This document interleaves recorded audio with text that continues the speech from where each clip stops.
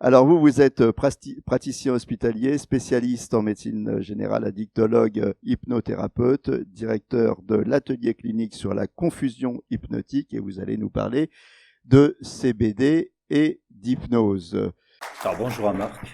Je prends la suite de Margali. Margali vient de parler de cette présence. Présence à l'autre et puis absence à sa douleur. Ça résume une partie de ce que je vais vous dire à la fin, mais surtout ça va faire le lien. C'est-à-dire finalement, quand un patient vient nous voir pour nous demander une prescription de CBD, c'est rare. En fait, le patient il vient surtout pour nous dire « est-ce qu'aujourd'hui vous ne pensez pas que je devrais avoir du CBD ?» Donc la première question du patient c'est « Docteur, est-ce que vous entendez vraiment ma demande ?» Non, je n'entends pas la demande puisque je suis déjà parti en train de dire « mais non, je ne peux pas vous prescrire de CBD ». Le CBD n'est pas prescrit en médecine libérale, c'est une expérience qui est en train de se faire. Non, c'est pas ça que le malade veut dire. Le malade, il veut me dire « Docteur, je viens vous voir parce que je n'en peux plus. Docteur, j'ai entendu des choses sur le CBD, pourquoi moi aussi je pourrais pas être soulagé et amélioré dans mon vécu de tous les jours ?» Docteur, je me dis finalement, si la douleur que je ressens n'est pas calmée, c'est peut-être qu'elle va me tuer, et donc j'ai peut-être quelque chose d'incurable. Est-ce que le CBD pourrait me rendre la vie plus simple et peut-être me sauver? Et puis, il y a cet autre versant, c'est finalement, pourquoi je n'aurais pas le droit, moi aussi, d'avoir du CBD, puisque j'ai entendu beaucoup de choses et que les patients ont l'air d'aller mieux. Donc finalement, ce que me demande le patient, c'est de me parler avec lui de tout ce qui l'amène ce jour-là à me demander du CBD.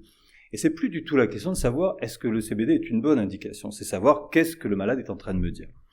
Donc, est-ce que je suis présent à sa demande? Ça, c'est la première difficulté, parce que moi, j'ai peut-être envie d'aborder quelque chose, j'ai une lettre de quelqu'un qui m'a adressé le patient, et on se rend compte que la première difficulté, c'est de savoir quelle est la vraie demande. Quand on parle de CBD, vous pensez aussitôt à l'actualité, vous pensez au cannabis, donc pour faire très simple, cette semaine, il y avait des négociations, il y avait un travail qui était fait à l'Assemblée nationale sur le travail de la commission qui travaille sur le CBD, et la conclusion, entre autres, qui a été rendue publique, c'est qu'il va y avoir une prolongation de cette période d'expérimentation, mais ce qui est surtout prolongé, c'est plutôt le travail sur comment distribuer le produit et comment le fabriquer de façon claire. Ce qui veut dire que quand on parle de CBD ou qu'on parle de cannabis, qu'on parle de toute molécule antiépileptique et tout ce qu'on veut, on va chercher un médicament dans une officine quand il a déjà parcouru un certain chemin. Aujourd'hui, le CBD n'a pas encore fait ce chemin. J'habite à Annecy. J'ai des patients qui viennent d'Annecy, j'ai des patients qui vont en Suisse quand ils veulent pour chercher un CBD plus concentré en THC. Donc pour faire très simple, quand on prend du cannabis, dans le cannabis, il y a des THC, c'est-à-dire une molécule avec des effets psychotropes connus, recherchés par pas mal de personnes qui l'utilisent, d'usagers, on va pas parler de patients, mais d'usagers, et qui cherchent à se sentir ailleurs, à se sentir ralenti, à moins penser, etc. Quand on parle de ça, ça évoque aussitôt beaucoup de polémiques, et beaucoup de mots qui tournent ces derniers jours, avec une presse qui, il y a quelques jours, sur le plan américain, a republié un travail en disant « mais finalement, si le cannabis, qui aujourd'hui est de plus en plus concentré en THC, donc en molécule qui a des effets psychotropes, à cet effet-là, c'est ce qui explique qu'aux États-Unis, où on a commencé à réduire le mésusage avec l'oxycodone, qui est donc un morphinique, un opioïde, eh bien pourquoi on n'utiliserait pas le cannabis, puisqu'aujourd'hui il est concentré jusqu'à 30 ou 40% de THC. Quand on a créé les premiers centres d'addictologie en France, à cette époque-là, il y avait des médecins comme le docteur Kouchner qui étaient dans ces centres-là. Les pourcentages de concentration, c'était de 1 à 3%. Ça montre ce qui s'est passé avec ce cheminement-là. Donc on a concentré de plus en plus ce THC. Et donc le travail de notre collègue l'autre jour américain, c'était de dire, mais finalement, on sait que le cannabis favorise certains passages à l'acte, on peut avoir des suicides, on peut avoir des schizophrénies qui vont se révéler. Comment peut-on oser traiter quelqu'un avec du cannabis dit thérapeutique alors que ça donne ces effets-là? Et là on voit qu'on se trompe. On ne parle plus de la même chose. Quand on parle de cannabis thérapeutique, on parle d'un médicament, d'un traitement. Évidemment, le but du traitement, c'est pas de nuire, c'est de soigner. Primum novens non nocere, premier principe, c'est de ne pas nuire, c'est d'apporter un plus. Donc, ce que je disais tout à l'heure dans l'atelier, c'est que dans la demande de CBD, quelle que soit la demande qu'on va faire, la première chose qu'on doit entendre, c'est on me demande d'aider, il ne faut pas que je crée plus de problèmes. Donc, avec le CBD, la question qu'on entend souvent, c'est est-ce qu'on risque de devenir dépendant? On ne pense pas qu'il y ait de dépendance au CBD, mais pour l'instant, ce n'est pas publié. Deuxième chose, c'est est-ce que ça va pas être une porte d'entrée vers autre chose et est-ce que je vais pas avoir le risque devant mon patient faire du mésusage de cette molécule. Le topo d'après va tourner vraiment autour de ce problème de trouble d'utilisation des traitements. Là, je ne vais pas en parler. Donc, concrètement, un patient demande du CBD. Pourquoi ? Il se dit, je veux calmer mes douleurs, je veux retrouver une vie sociale normale, refaire des choses et ne pas être ralenti par mon traitement. Parce qu'en fait, dans la demande essentielle que l'on a, et là on a la même chose avec l'hypnose, on va avoir les mêmes demandes. Je viens vous voir docteur parce que je ne peux plus me traiter. J'en ai marre. Je prends mon anti-inflammatoire. Je suis pas en train de faire quelque chose contre les anti-inflammatoires, mais je parle de façon très précise. J'ai mal à l'estomac, j'ai peut-être eu un ulcère, j'ai des saignements. Je soigne une patiente qui a 2 anévrismes cérébraux, elle ne peut pas prendre d'anti-inflammatoire. Elle a mal au dos, qu'est-ce qu'on fait ? Qu'est-ce qui reste pour la traiter ? On peut lui donner un antalgique simple, il ne suffit plus. On va lui donner de la codéine ou du tramadol ou de la lamaline, c'est-à-dire on va donner de la poudre d'opium, on va donner du tramadol qui est une autre molécule, qui est la plus vendue aujourd'hui. Elle va dire oui, mais j'ai des effets secondaires, je suis trop ralenti, je ne peux plus prendre ma voiture, je suis constipé, des choses très concrètes mais qui sont réelles, j'ai envie de vomir, etc. Qu'est-ce qui reste ? La morphine, pourquoi pas ? Mais la morphine va donner très souvent un vrai ralentissement. C'est compliqué de parler devant vous en étant sous morphinique, à condition de la donner dans de bonnes conditions et à des doses progressives. Tout peut se faire, mais ça ne se fait pas rapidement. Donc la demande de la patiente, c'est finalement pourquoi on n'essaierait pas une molécule qui a un impact peut-être moins lourd dans ses effets secondaires et qui finalement va m'améliorer sur un certain temps. Sur un certain temps. C'est la première notion qui va être importante, c'est est-ce que le patient a bien compris que ça serait sur un certain temps ? Est-ce que le patient n'est pas en train de me dire écoutez, la morphine que vous m'avez donnée me permet enfin de ne plus avoir mal au dos, je veux continuer le traitement. Voilà, c'est ce genre de choses qui vont nous poser problème. Donc je pense que la première chose importante, c'est de ne pas dire au patient ne me parlez pas de CBD, ce n'est pas légal, on ne connaît rien. Non, il faut savoir pourquoi le malade nous parle de CBD. Et quand il aura parlé de CBD, on lui dira ce qu'on sait sur le CBD. Pour faire simple, aujourd'hui, l'essai thérapeutique a porté, je crois, sur 2000 malades. Il y avait 3000 malades qui avaient été inclus au départ réellement. Et on a soigné des personnes qui avaient une épilepsie sévère avec une encéphalopathie, donc des enfants extrêmement malades. L'utilisation de la molécule marche bien. On a traité des personnes qui avaient des scléroses en plaques sur le plan antispasmodique, essentiellement des neuropathies graves, sévères, des douleurs neurologiques sévères, et évidemment les soins palliatifs dont on vous parlera en fin de journée. C'est pour vous dire que ces cadres-là sont toujours en train d'être suivis, c'était ceux qui étaient développés. Et comme je disais tout à l'heure, au Canada, il y a 4-5 ans, il y avait un travail qui était identique, il était fait plus tôt. On m'avait proposé de lire une étude, et l'étude disait que finalement, ils étaient freinés dans cette expérimentation par les effets psychotropes des molécules. Ça veut dire qu'on n'avait pas la sélection qu'on a aujourd'hui, on ne pouvait pas diminuer autant le taux de THC, et donc les patients, jeunes patients qui avaient des scléroses en plaques, ne supportaient pas tout simplement à 40 ans, quand ils se retrouvaient dans un handicap majeur, dans certaines formes, ils ont éventuellement, au bout d'un certain temps, des troubles psychiques, et le THC l'aggravait. Ça veut dire que le traitement aggravait le lien qu'ils n'avaient plus avec les autres. Donc le traitement ne doit pas couper des autres. C'est très extrêmement important. Pourquoi j'ai parlé d'hypnose ? Pourquoi j'ai voulu qu'on associe l'hypnose ? Pour la même raison que Marc Galli, c'est de dire le patient qui est devant moi, qui vient me parler de sa douleur, va me parler très souvent d'un parcours très long, va me dire j'en ai marre d'en parler d'ailleurs, parfois c'est épuisant pour lui, et puis est-ce que j'ai vraiment envie de réécouter tout ça ? Et je ne sais pas forcément à ce moment-là, j'ai surtout envie de rencontrer le patient, de voir vraiment ce qu'il amène ce jour-là, comment il est-ce qu'il est présent à nous ?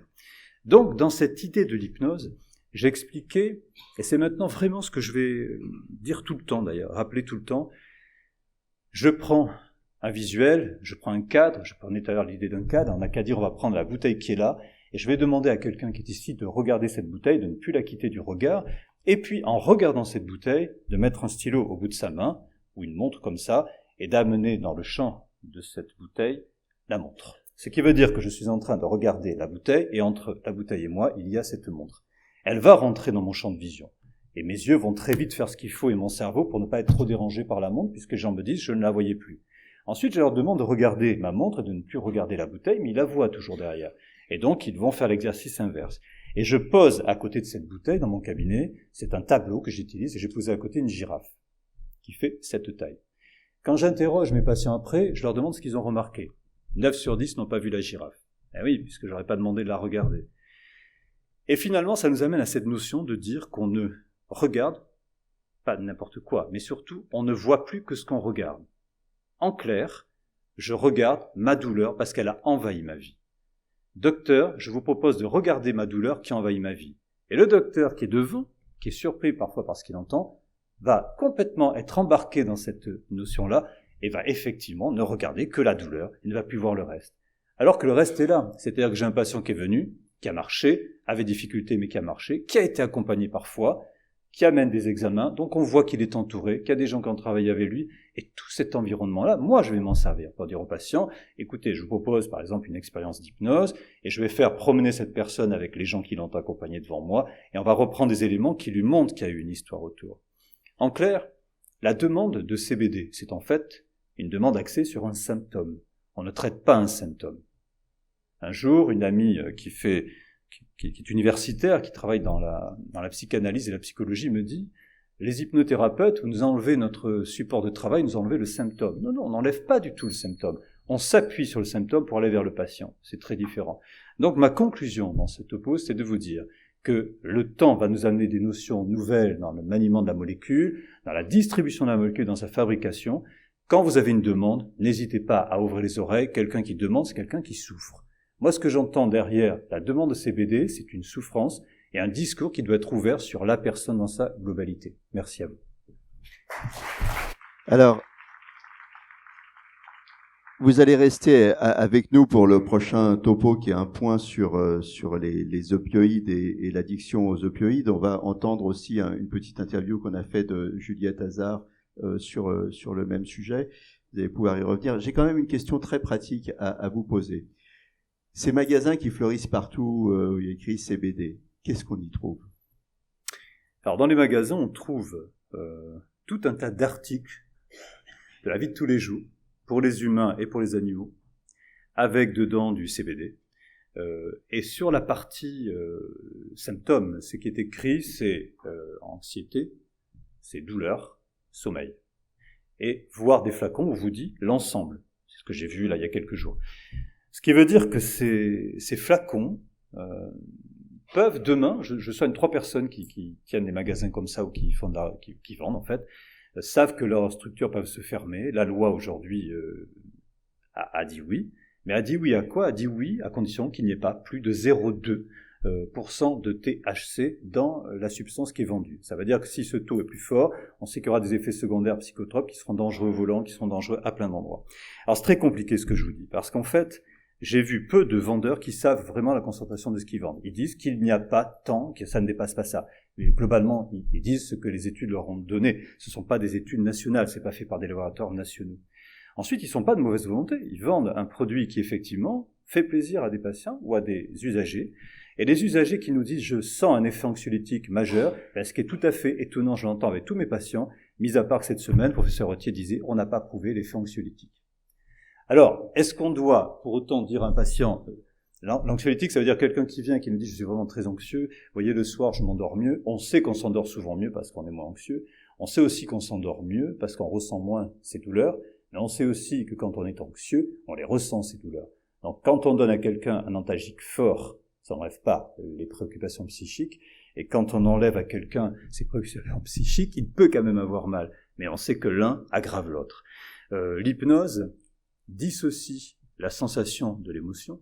Cette dissociation sensitivo-émotionnelle, elle montre à quel point tout symptôme est rattaché à une notion, à quelque chose. La difficulté de quelqu'un, pour répondre à ça, qui va consulter ou qui va aller dans un magasin, c'est de dire « écoutez, mon frère, ma mère, etc. est déprimé, il voit des gens ou pas, on aimerait essayer cette molécule. Est-ce que vous avez quelque chose qui pourrait l'aider ?» Ça veut dire, est-ce que vous avez quelque chose qui pourrait lui éviter d'aller vers pire et de voir son état s'aggraver et d'aller vers une consommation beaucoup plus forte. On a beaucoup de mal, quand on a mal, à ne pas se projeter dans le pire. Voilà. Donc, ces molécules, qu'est-ce qu'elles font? Elles amènent déjà un côté rassurant, puisqu'il y a quelqu'un qui répond. En plus, il y a écrit dessus « douleur ». C'est écrit, c'est carrément écrit. Et dans les pharmacies, quand on achète dans les pharmacies en France ces molécules, c'est écrit aussi. Quand on est à Amsterdam, alors là, c'est beaucoup plus écrit. On a la sensation de voir des prescriptions réellement, des vrais médicaments. Donc, ces magasins vendent des substances qui, je dirais, ont un impact probablement sur la douleur, parce qu'on le voit. Les malades nous le disent. J'ai vu des gens arrêter des morphiniques et passer sous du CBD. Mais comme on s'en est rendu compte il y a très longtemps, j'ai travaillé au Trait d'Union avec Jean-Pierre Coutron, et les premiers mots qu'on avait là-dessus, il y a 3-4 ans, on se rendait compte que certains patients disaient « quand je prends du CBD, j'ai immédiatement l'effet de ce que je trouvais avec telle molécule ». Et d'autres disaient « moi, pas du tout ». Donc on comprenait qu'il n'y avait pas le même cannabinoïde dedans. Quand on parle des cannabinoïdes, je finis dessus, entre 200 et 400 molécules qui s'appellent les cannabinoïdes, on en connaît deux sur lesquels on travaille beaucoup, c'est le THC et c'est le CBD, le cannabidiol. Mais ce qui est vrai, c'est que ces molécules-là ne sont pas les seules à agir. Donc, le jour où on aura compris ce qui agit, on comprendra pourquoi certains patients sont complètement soulagés par la molécule. Je vous remercie de ces précisions. On va maintenant parler, vous restez avec nous, on va parler des opioïdes, des addictions aux opioïdes. Il y a une véritable épidémie d'addiction aux opioïdes aux États-Unis. C'est un danger qu'il faut connaître et qu'il faut éviter. On va commencer par écouter Juliette Hazard et après je vous passe la parole. Bien, donc bonjour à toutes et à tous et merci aux organisateurs du Congrès des entretiens médicaux d'Anguin de mettre en lumière aujourd'hui l'addiction aux opioïdes à travers mon intervention qui s'intitule aujourd'hui Addiction aux opioïdes, un danger à connaître et à éviter. Et je souhaiterais tout d'abord insister sur le fait que les opioïdes, qu'ils soient utilisés dans la prise en charge de la douleur ou en addictologie, ont un intérêt thérapeutique majeur. Mon propos aujourd'hui n'est pas de le démentir, mais plutôt d'alerter sur la nécessité de comprendre les risques de l'usage des opioïdes afin de les prévenir ou tout du moins de les minimiser. Je vous propose donc aujourd'hui d'évoquer les signes de repérage de l'addiction aux opioïdes, de voir un petit peu aussi sur le plan épidémiologique ce qui sera éclairant en termes de données de mortalité par overdose, et puis enfin d'évoquer les stratégies pour prévenir, pour réduire les risques et les dommages liés à l'usage de ces opiacés. Mais tout d'abord, rapidement, comment peut-on définir les opioïdes? Les opioïdes, ce sont une famille de produits obtenus à partir de l'opium, issu donc un produit sédatif d'origine naturelle issu de culture de pavots. Et la classe pharmacologique des opioïdes, elle va regrouper toutes les substances qui vont présenter une affinité pour les récepteurs endogènes du même nom qu'on appelle les récepteurs aux opiacés. Donc en pratique, en fait, la morphine, l'héroïne, pour donner un exemple, la codéine, la méthadone, la buprenorphine, ce sont des opiacés naturels ou semi-synthétiques. Et aujourd'hui, les antalgiques qui sont les plus consommés en France sont non opioïdes. Ça va être le paracétamol, les anti-inflammatoires non stéroïdiens, suivis par la consommation, la prescription d'antalgiques opioïdes faibles à environ 20%. Et ceux-ci sont 10 fois plus consommés que les antalgiques opioïdes dits forts, autour de 2%. Parmi les opioïdes faibles, on note actuellement une augmentation de la prescription du tramadol, de la codéine, également de la poudre d'opium. On va donc distinguer des médicaments opioïdes à visée antalgique, dans le cadre de la prise en charge de la douleur, mais également à visée substitutive, dans le cadre de l'addiction aux opioïdes.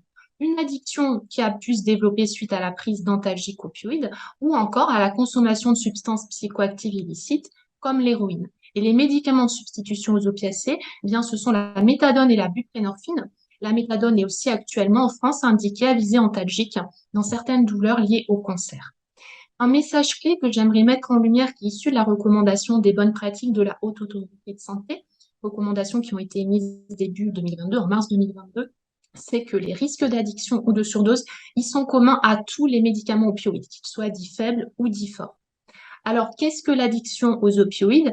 Le clinicien, l'addictologue, il va utiliser des critères pour diagnostiquer une addiction issus du DSM-5. Donc, en fait, c'est la dernière version du manuel diagnostic et statistique des troubles mentaux. Et on va parler souvent de troubles de l'usage des opiacés pour désigner l'addiction aux opioïdes. Peu importe, en tout cas, il y a des critères de dépendance physique avec la tolérance, qui va se manifester par le besoin d'accroître les doses d'opiacés pour obtenir un effet désiré constant ou une diminution des effets à dose consommée constante d'opiacés.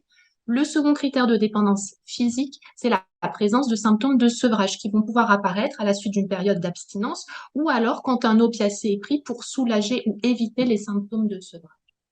Le développement d'une dépendance physique, c'est-à-dire tolérance et sevrage, aux médicaments opioïdes, vous en conviendrez, c'est inhérent à tout traitement prolongé par opioïdes. Alors finalement, quand penser à une addiction? C'est quand il y a aussi des critères de dépendance psychique.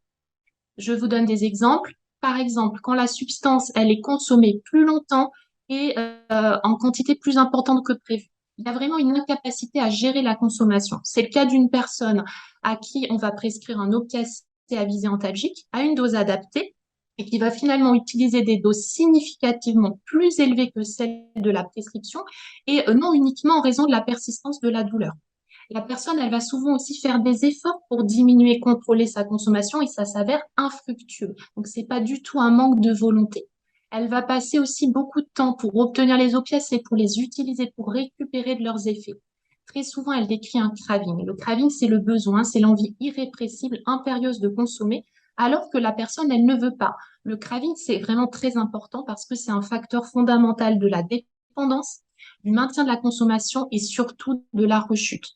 Il est donc vraiment très important d'être à l'écoute de la personne, de réévaluer régulièrement ce craving.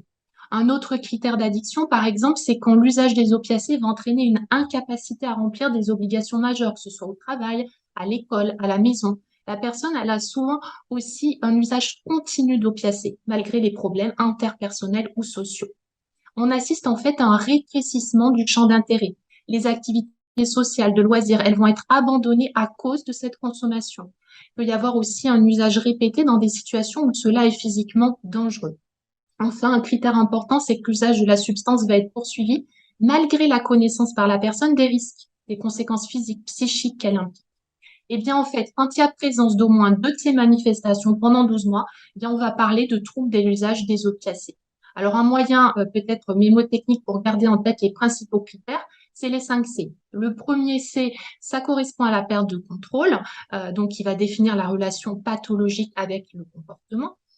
Le second C, c'est le craving. Le troisième C, c'est l'usage compulsif. Je ne peux pas m'empêcher de consommer. Le quatrième C correspond à un usage continu ou chronique. Et le dernier C, eh bien, c'est le comportement qui est poursuivi malgré les conséquences qui sont connues par la personne. Et dans ce fameux DSM-5, on a une notion de sévérité, en fait, de gradation de l'addiction selon le nombre de critères. Cette approche dimensionnelle du diagnostic, elle est tout à fait nouvelle par rapport aux versions antérieures et je trouve qu'elle est finalement à l'image de la prise en charge des addictions qui a beaucoup évolué avec des objectifs maintenant qui sont personnalisés, qui prennent en compte la parole de la personne, objectifs d'abstinence, oui, mais aussi objectifs de réduction des consommations ou encore de réduction des risques et des dommages. Alors, quels sont les risques de l'addiction aux opioïdes? Le risque le plus redouté, c'est la mortalité liée à la surdose. Elle fait l'objet d'une attention médiatique constante depuis une vingtaine d'années, en particulier depuis la crise des opiacés aux États-Unis, où en 2018, on recensait 47 000 décès liés aux opioïdes, dont 36% qui concernaient des opioïdes sur prescription médicale. En France, la situation n'est pas comparable, le contexte est différent. Il faut cependant être vigilant sur certains signaux puisque la consommation d'antalgiques opioïdes en France augmente. Nous avons des dispositifs comme le dispositif DRAM qui suit chaque année la mortalité par overdose en France, qui nous indique que la mortalité est globalement stable avec, pour vous donner une idée, en 2018, 464 décès par overdose qui ont été rapportés avec la majorité de ces décès qui survenaient suite à des prises, des usages d'opioïdes. Comment prévenir ces décès par surdose aux opiacés? Quelles situations finalement doivent inciter à la vigilance? Eh bien, je dirais en particulier les patients qui vont être traités par des antalgiques opioïdes à des posologies supérieures à 100 à 120 mg d'équivalent morphine par jour. Le début aussi de la prise en charge doit être l'objet d'un intérêt constant puisque la tolérance aux opioïdes, elle est difficile à évaluer. Les patients qui sont traités par des médicaments antalgiques opioïdes avec une augmentation non contrôlée des doses pour soulager une douleur qui est mal contrôlée, des patients aussi qui sont à la recherche d'effets psychoactifs ou qui ont développé une dépendance physique. Il faut penser aussi aux patients avec des antécédents ou à risque élevé de dépendance, de mésusage, par exemple un détournement de la voie d'administration, des antécédents d'addiction, des antécédents récents de surdose aux opioïdes. Ça peut aussi être les patients qui arrivent en centre d'évaluation et traitement de la douleur avec des prescriptions de morphinique dans des indications inappropriées et le risque de développer des addictions au tramadol, à l'oxycodone, au fentanyl par voie transmuqueuse. Les patients aussi avec des comorbidités psychiatriques, en particulier quand il y a un risque suicidaire, quand il y a des antécédents familiaux ou personnels d'autres addictions, alcool, cocaïne. Il faut aussi être très vigilant quant aux personnes qui sont devenues moins tolérantes aux opioïdes. C'est le cas, par exemple, d'usagers qui sortent d'une incarcération, qui sortent d'un centre de soins résidentiel ou en cours de sevrage. À l'arrêt d'un traitement opiacé, la tolérance aux opioïdes, elle est rapidement perdue. Et s'il se produit une reconsommation à la même dose, le risque de surdose est majeur et ça, c'est vraiment une information importante à donner. Et puis, accorder une vigilance accrue chez les polyconsommateurs, consommation soit d'autres opioïdes, de benzodiazépines, d'alcool qui vont majorer le risque de dépression respiratoire et de surdose. Alors finalement, qu'il s'agisse d'opioïdes antalgiques ou de substitution, comment est-ce qu'on peut prévenir, prendre en charge ces troubles et réduire les risques et les dommages? C'est une vaste question. J'aimerais insister sur 5 points qui me semblent clés. Le premier, c'est l'importance de respecter les indications, les dernières recommandations en vigueur qui ont été dictées par la HAS. C'est la fin de l'usage de la classification par palier de l'OMS, l'Organisation mondiale de la santé, qui occasionnait parfois un temps majoré pour soulager la douleur. Ça a augmenté de ce fait la durée de la prise des antalgiques et le risque d'addiction. L'accompagnement, maintenant, il est désormais multimodal et il est basé sur les modes d'action des médicaments. L'instauration doit faire l'objet, j'insiste, d'une décision médicale partagée avec le patient. Le second point, c'est d'évaluer, encore et toujours de réévaluer la situation et de disposer, si besoin, d'outils simples pour le faire. Avant de débuter un traitement opioïde, on recherche les principaux facteurs de risque de troubles de l'usage que j'ai évoqués tout à l'heure. C'est une évaluation globale. On s'intéresse à la personne dans son ensemble avec les dimensions somatiques, psychologiques, addictives, sociales, environnementales ou encore socio-judiciaires. Et dans le cas de la douleur chronique en soins de premier recours, le soignant peut tout à fait s'aider d'un outil très simple d'évaluation comme l'Opioid Risk Tool, ORT, pour repérer ces patients à risque d'addiction. On recherche en fait dans ce questionnaire les antécédents personnels et familiaux d'abus d'alcool, de substances illicites, de médicaments prescrits, l'âge compris entre 16 et 45 ans, qui est une tranche d'âge particulièrement à risque, des antécédents de violences sexuelles dans l'enfance ou encore des troubles psychiatriques préexistants. C'est un questionnaire donc, qui peut être administré, noté en moins d'1 minute, validé chez les hommes et chez les femmes et dans les populations douloureuses. Il s'avère qu'on se trouve dans un contexte de facteurs de risque d'addiction avérés. On peut, par exemple, proposer une dispensation fractionnée du traitement, voire une supervision des prises d'opioïdes par un professionnel de santé, infirmier, pharmacien. Le 13e point, qui est un point qui me semble fondamental à mon sens, c'est l'information, c'est la communication patient-soignant. Le patient, son entourage, ses soignants doivent recevoir une information sur les bénéfices et les risques liés au traitement par médicaments opioïdes et la manière de les réduire. Nécessité d'être vigilant, par exemple, sur l'impact des opioïdes dans la vie quotidienne, notamment sur la conduite ou l'utilisation de machines dangereuses, mais également de ne pas augmenter les doses ou la fréquence des prises, ni de poursuivre le médicament opioïde au-delà de la durée prescrite sans avis médical. C'est aussi important d'expliquer qu'il est important de réduire la dose, la fréquence des antalgiques à mesure que la douleur et la fonction s'améliorent, d'informer sur les démarches d'arrêt du traitement, la surveillance de l'apparition éventuelle de signes de sevrage lors de l'arrêt du traitement. Et puis aussi, de façon plus pratique, c'est de proposer au patient et à son entourage de ne pas stocker de médicaments opioïdes en rapportant les médicaments non utilisés en pharmacie ou encore d'insister sur le fait de tenir ces médicaments hors de la vue, hors de la portée des enfants et d'insister sur les risques de donner son traitement opioïde à une autre personne, même si les symptômes semblent identiques, et parler du risque possiblement mortel de le faire. Mon 4e message concerne la vigilance en cas de prescription d'opioïdes au long cours. Eh bien, on réévalue encore et toujours. Y a-t-il des signes d'un soulagement insuffisant de la douleur qui peut favoriser l'émergence d'une addiction? Y a-t-il un usage d'opioïdes en auto-soulagement? Par exemple, une utilisation pour diminuer l'anxiété. Eh bien, cela signifie qu'il y a une difficulté psychique sous-jacente qui doit être traitée spécifiquement et simultanément avec un professionnel de la santé mentale, un addictologue si besoin. Avant un renouvellement chez les patients à risque, on réévalue donc la situation en termes de risque addictif. Et là, le soignant va pouvoir s'aider aussi d'une échelle très simple, l'échelle POMI, POMI, pour dépister ces troubles de l'usage. Même s'il s'avère que le risque addictif est élevé, évidemment, les opioïdes peuvent être prescrits si les bénéfices sont tangibles pour le patient, mais avec des précautions. Par exemple, on va privilégier les formes à libération prolongée aux formes à libération immédiate. On va adapter la posologie aux stricts besoins antalgiques de la personne, ni trop peu. On complète l'accompagnement selon les besoins du patient psychologique, social, addictif, pour d'autres addictions qui seraient mises en évidence. On tient compte des spécificités également, bien sûr, de chaque molécule afin d'éviter celles qui ont potentiel addictif le plus élevé. Dans le 5e point, j'aimerais insister sur les modalités d'accompagnement quand l'addiction est avérée. Sur le plan médical, on a deux options, le sevrage ou la prise de médicaments de substitution aux opiacés. Donc, un sevrage par un traitement symptomatique, c'est-à-dire sans prescription de méthadone ou de buprenorphine, c'est envisageable quand la dépendance elle est récente, que le lien social est préservé, qu'il n'y a pas d'injection de drogue, pas de comorbidité psychiatrique importante.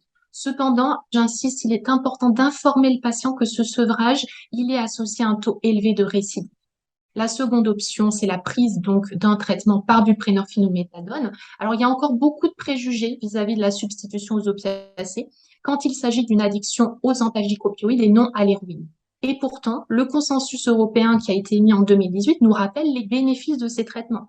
Je rappelle que les médicaments de substitution aux opiacés, ce sont la première arme de lutte contre les surdoses, contre les overdoses, et puis que l'objectif de ces traitements, c'est aussi de supprimer ou au moins de diminuer l'intensité et la fréquence du craving, ce craving qui peut persister pendant plusieurs années, à la différence des manifestations de sevrage, et on sait ô combien sa présence, son intensité vont prédire l'usage et la rechute. Enfin, je voudrais insister sur la nécessité d'informer le patient et son entourage sur les signes de surdose, la conduite à tenir et la mise à disposition de kits de naloxone prêts à l'emploi. La naloxone, c'est l'antidote des opioïdes et ça prévient les décès par overdose. D'autant plus que la plupart des surdoses ont lieu en présence d'un témoin. Lors de la prescription d'un opioïde, il est donc recommandé d'évaluer systématiquement la pertinence d'une prescription et d'une dispensation de naloxone, tout en informant bien sûr sur la nécessité de prévenir les services de soins d'urgence en premier lieu. La naloxone, elle est disponible sous forme intramusculaire, sous forme nasale et elle est utilisable par tous. Donc pour conclure, les messages que j'aimerais vous transmettre aujourd'hui, c'est que l'addiction, c'est une impossibilité d'arrêter la consommation, en dépit de ses conséquences négatives pour l'individu ou son entourage, assorti d'un besoin impérieux de consommer la substance, le craving. Que les patients atteints d'un trouble de l'usage des opiacés doivent systématiquement bénéficier d'une recherche de potentielles douleurs associées, dont l'absence de prise en charge pourrait aggraver l'addiction préexistante. Et puis enfin, restons à l'écoute et prescrivons de la naloxone aux patients, mais également à leur entourage, familial ou non, qu'il s'agisse d'une prescription d'opioïdes à visée substitutive, mais aussi à visée antalgique. Merci de votre attention. Beaucoup d'informations, hein, Dr. Espromi, beaucoup d'informations dans cette intervention. Donc, on a défini ce qu'étaient les opioïdes. On a commencé à parler des dangers à connaître et à éviter, et des dangers d'addiction. Moi, pour introduire votre topo, j'ai envie de vous poser une question. Est-ce que, à la suite d'un traitement, on peut se retrouver, comme c'est le cas de certaines personnes aux États-Unis, addictes aux opioïdes? Oui, complètement. Ce qui veut dire que quand on parle, ma collègue a parlé de l'ANSM, l'Agence nationale de sécurité du médicament et des produits de santé. J'ai repris 2-3 chiffres intéressants. En 2015, 10 millions de Français ont une prescription d'opioïdes. 10 millions, c'est pas rien, c'est énorme. L'hospitalisation a augmenté considérablement en rapport avec ces problèmes-là, puisqu'entre 2000 et 2017, elle a augmenté de 167%. C'est-à-dire qu'on a eu une telle augmentation simplement par les effets secondaires des molécules d'opioïdes. Et après, la mortalité est montée de 146% entre 2000 et 2015, avec 4 morts par semaine. Vous imaginez ? C'est énorme. Donc ça veut dire quoi ? Ça veut dire que quand on regarde la prescription d'un opioïde, on le prescrit pour calmer une douleur, mais malheureusement, parfois, son usage ne va pas être celui qu'on veut. Ça veut dire que le patient va y trouver un réconfort très différent. Il va se trouver amélioré sur le plan de la douleur, mais il va surtout se sentir amélioré sur le plan psychique. Il va même se trouver mieux sur le plan moral. On s'est rendu compte qu'on pouvait avoir un impact sur la dépression. Et donc il va dire, mais quand je le prends, je vais bien. Je vais carrément bien. Alors, vous avez entendu parler dans le topo, il y a eu beaucoup de choses de dites. Je vais revenir juste sur une chose qui est importante. Vous avez entendu parler de prescription médicale dans le cas de douleur, où on prescrit un morphinique. Vous avez entendu parler de l'oxycodone qui a fait beaucoup de bruit aux États-Unis. Et puis, on a utilisé chez nous le Skenon, on utilisait le Moscontin, des choses que vous avez entendues comme mot. Ces molécules-là, quand on les prescrit maintenant, en suivant les recommandations, pour une durée minimale, aux doses minimales. Mais dose minimale veut dire qu'il faut le donner à la bonne dose. Ça veut dire que si quelqu'un dit « je vais mieux », mais je ne vais pas mieux, qu'est-ce qu'il va faire? Soit il va arrêter, soit il va monter la dose. Et il va la monter tout seul. Ça, les malades nous le disent, parce que quand ils viennent pour nous voir pour la suite, ils disent non, mais là, il me manquait 2-3 jours. Donc, quelqu'un qui monte sa posologie, il l'a fait parce qu'on l'a pas revu. Pourquoi on l'a pas revu? Parce qu'on n'a pas le temps, ou parce qu'en fait, on n'a pas imaginé qu'il pouvait déjà repartir dedans. Donc, dans les recommandations qui ont vraiment été retravaillées, il y a quelque chose d'énorme, je trouve très important, c'est de se dire, la personne qui est devant moi, comment est-elle sur le plan psychologique, comment est-elle sur le plan social? Vous avez entendu parler des 5 C. La compulsion, la perte de contrôle, le craving, comportement répétitif malgré les conséquences. Moi, j'en rajouterais une notion, c'est celle de l'entourage. Et l'entourage, il va nous parler, il va nous dire, non, mais on le reconnaît plus, il est plus là. Hein. Notre fils, on vous dit qu'il consomme beaucoup trop de tablettes parce qu'il passe 18 heures sur la tablette. Là, il vous dit qu'il va très bien. Non, il va pas bien, il ne fait plus rien, il est toujours couché. Donc, je pense qu'à ces C, 5 C, il faudrait qu'on rajoute, il n'y a pas de C pour ça, mais la notion de dire qu'est-ce que trouve l'entourage, qu'est-ce qui remarque l'entourage, c'est essentiel. La seconde chose, c'est que on a dit, vous allez prescrire, on va vous prescrire par exemple pour 7 jours, pour 14 jours. On va d'ailleurs souvent passer à un accord avec la pharmacie ne va pas délivrer tout, d'accord? Donc on va s'assurer qu'il y ait quelqu'un pour aller chercher le médicament. Quand je travaillais dans le centre d'addictologie, au départ, j'avais donné cette notion de 3 notions importantes. Il y a l'urgence devant un patient, quel qu'il soit d'ailleurs, mais en addictologie surtout, l'urgence psychologique, l'urgence clinique et l'urgence sociale. L'urgence clinique, c'est est-ce qu'il risque, là, de se passer quelque chose? Mon malade a arrêté de boire il y a 6 jours, il n'a pas pris de traitement pour éviter quelque chose, il peut faire un délirium tremens. C'est une urgence clinique, vitale. Ce patient est dans la rue. Vu qu'il est dans la rue, est-ce qu'il a le moyen de garder son traitement? Non, on va tout lui voler. Le malade dans la rue se vole les traitements pour les revendre. Et dernier point, c'est mon malade est-il en mesure, sur le plan cognitif, intellectuel, de comprendre ce qu'il doit faire? Ça veut dire, est-ce qu'il sera en mesure de se dire, mais là, je suis en overdose, là, je suis en train de démarrer quelque chose? Non, pas du tout. Alors, le traitement dont vous avez entendu parler, qui a été dit à la fin, ce traitement qui est là pour libérer les récepteurs qui sont saturés en morphine, ils sont là pour les libérer, ça fonctionne. Quand on regarde l'histoire de Prince, Prince était chez lui, fait une overdose, on lui injecte une molécule qui libère les récepteurs, il se réveille, on appelle l'hôpital, on l'amène, on lui refait une dose, il refuse de rester. Il est reparti, il est mort. Tout s'est remis sur les récepteurs. Donc, ce qu'on entend là, c'est une réalité. Ça veut dire que dans une prescription, globalement, les décès arrivent chez ceux qui sont seuls. Ça va de soi. Quand des gens sont en couple, quand ils sont en groupe, ils savent où est le produit. On va leur injecter dans la fesse ou dans un muscle ou dans la cuisse. Avant, c'était des pulvérisations. Et quand c'est vendu, c'est pas vendu comme ça. C'était vendu au départ avec 2 flacons pour le nez, pour se dire, je fais première injection, la personne se réveille, j'appelle le SAMU, je suis prêt à faire l'autre. Et maintenant, quand on vend des seringues, il y a 5 doses qui sont là pour permettre d'attendre. Donc, c'est important de retenir qu'on n'a pas donné un opioïde à quelqu'un, morphinique, pour le rendre dépendant. Mais ça peut le rendre dépendant. Et ça le rendra dépendant parce qu'on est tous très très différents, on a des vulnérabilités très différentes par notre histoire psychique, psychologique. Si je suis déprimé, je serai peut-être amélioré, j'en prendrai plus, etc. Et puis, dernier point, quand la dépendance apparaît, on peut le savoir que parce qu'on demande aux patients, est-ce que vous avez des signes de manque ou des signes de mauvaise tolérance. Et en réalité, au départ, on pensait toujours que les gens manquaient, et maintenant on a compris, on pensait qu'ils avaient trop, ou qu'ils manquaient de doses, on a compris qu'il y avait un danger qui était haut, c'est qu'ils s'étaient mis à en prendre beaucoup plus, et donc au bout de quelques heures, ils ont besoin d'encore plus de morphine. Conclusion, la prescription, il faut la cadrer comme toutes les autres molécules, mais à la différence, c'est qu'on a une molécule qui peut tuer, il ne faut pas avoir peur d'en donner, et je finis là-dessus. J'ai vu une patiente l'autre jour de 78 ans, à l'hôpital d'Annecy, qui avait un cancer pulmonaire, avait des métastases partout, des douleurs atroces. Elle a été mise sous morphinique. Et moi, je la vois pendant une garde, elle était dans le coma, donc elle a été réanimée pour une overdose. Et moi, je l'ai vue à son réveil, dans un état de manque majeur, puisqu'elle avait des morphiniques avant. Donc on avait créé le manque. Et il a fallu faire quoi? On a remis une seringue de morphine à petit dosage pour calmer ses douleurs. Donc le traitement, qui peut parfois faire des dégâts, si on l'utilise mieux, ne va pas obliger à ne plus le redonner. C'est ça qu'il faut retenir. C'est un médicament, il est dangereux comme d'autres. Mais il faut faire attention. Il ne faut pas donner des prescriptions trop longues et il faut revoir nos patients. Je vous remercie beaucoup. On vous applaudit pour toutes ces précisions. Une question, la durée. Hein, vous en avez parlé. La durée, c'est fondamental. Le traitement, il doit être balisé dans la durée.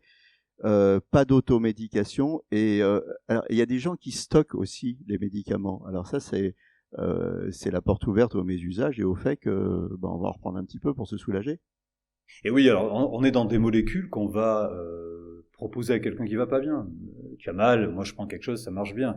Donc quand quelqu'un est traité, on n'a pas développé ça, mais quand quelqu'un développe une dépendance au morphinique et qui est réelle, on va le soigner. Et on va le soigner avec quoi? Avec une substitution. Ça peut paraître étonnant, mais on est parti d'une douleur qui a permis de soigner la douleur, on finit par un traitement de substitution. Et donc c'est là qu'on aura la fameuse méthadone ou alors la buprenorphine.